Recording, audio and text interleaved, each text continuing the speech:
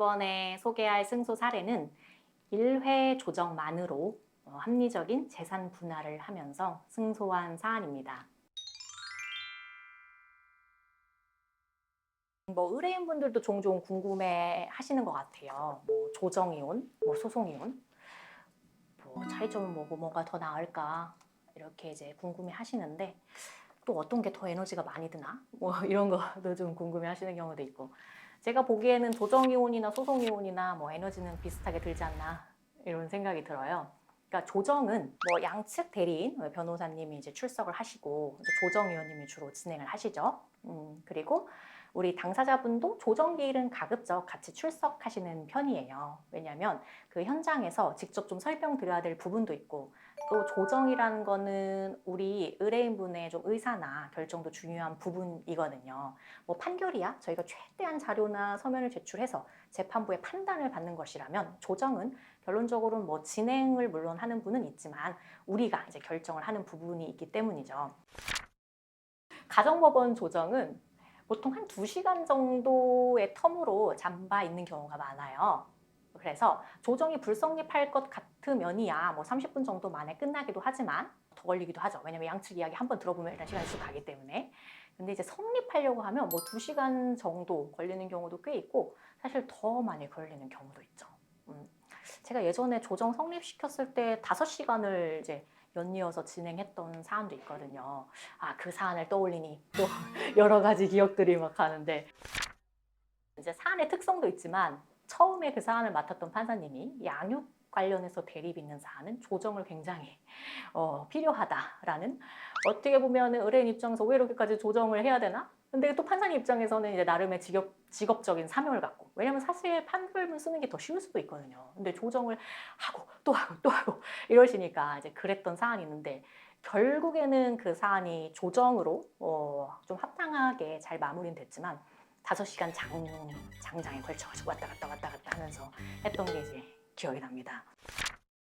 그래서 결국엔 조정이라는 거는 총 기간은 짧은지 몰라도, 예를 들어 판결이 선고되려면 6개월 이상이라고 하지만 6개월은 사실 되게 짧게 잡은 거고요. 1년 내외가 걸릴 수가 있고, 복잡한 건 더 걸릴 수도 있거든요, 사실. 그런데 조정은 만일 첫 기일 만에 끝난다면 3개월 내외 만에도 끝날 수도 있으니까 총 기간은 짧겠지만, 그리고 이제 우리가 재판에서는 명확한 판단을 받아야 되기 때문에 서면을 그만큼 구체적으로 작성할 필요가 있어요. 거의 매 기일마다. 그러면 당연히 의뢰인분도 그걸 같이 검토해 주시고 해야 되기 때문에 의뢰인분의 에너지가 좀 길게, 그리고 서면 구성에 여러 번 든다는 게 있겠고, 또 근데 의뢰인분 입장에서 조정은 총 기간은 짧을지라도 그 조정 기일에 몇 시간 내내 앉아 있는 것만으로도 좀 이렇게 쉽지 않게 생각하시는 경우도 있어요.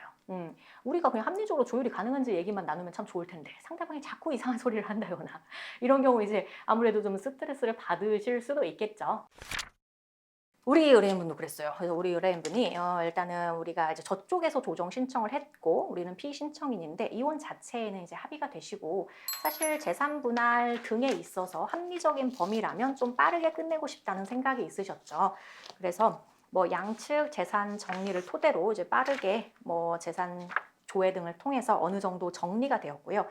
혼인 기간이 이제 몇 년, 예를 들어 5년 미만이라든지 또는 3년 내외라든지 이 정도의 좀 길지 않은 혼인 기간, 그리고 재산 대부분을 다른 배우자가 갖고 온 경우, 그리고 재산 규모가 어느 정도 이상인 경우, 이런 경우에는 사실 20% 내외 정도가 나오는 경우들이 있어요. 물론 30% 나오는 경우도 있고 25%, 20%, 15%, 10%다 있는데, 그게 이제 몇 가지의 사안을 참조할 때 이 정도 내외인 거죠. 사실 판결에 갔을 때 물론 이제 변수가 일부 있을 수 있어요. 그건 이제 사안에 따라 다르게 돼요. 그래서 저도 결국에는 좋은 결과를 내는 게 중요한데, 그렇다면 그 좋은 결과를 내는 데 있어서 판결까지 갔을 때와의 이 조정에서 생각하는 범위가 좀 이렇게 들어오나? 범위에 별 차이가 없나? 이런 거를 좀 판단하는 것도 좀 이렇게 합리적으로 할 필요가 있겠고요. 의뢰인분의 의사나 전반적으로 고려를 해야 되겠는데, 우리 사안은 이제 혼인기간이 짧고 상대방의 재산을 갖고 온 점 등 해서 2억 7,500만 원을 지급받으면서 마무리한 사안이었고요. 이 사안의 경우에는 판결이 아닌 조정인 것답게 기타 좀 부수적인 내용을 기재했죠. 우리 의뢰인분이 이 집에서 나오실 예정이긴 한데, 나올 때 내가 뭐 몸만 나오는 것이 아니고 재산 분할을 받는 것은 물론이거니와 여기에 이제 우리가 원하는 가재 도구, 뭐 각종 이제 가구 등을 갖고 가겠다라든지 이런 것들을 좀 구체적으로 기재를 하였습니다. 또 뭐 기타 비용 부담 등에 대해서도 좀 기재를 하면서 빠르고 합리적으로 마무리했던 사안이죠.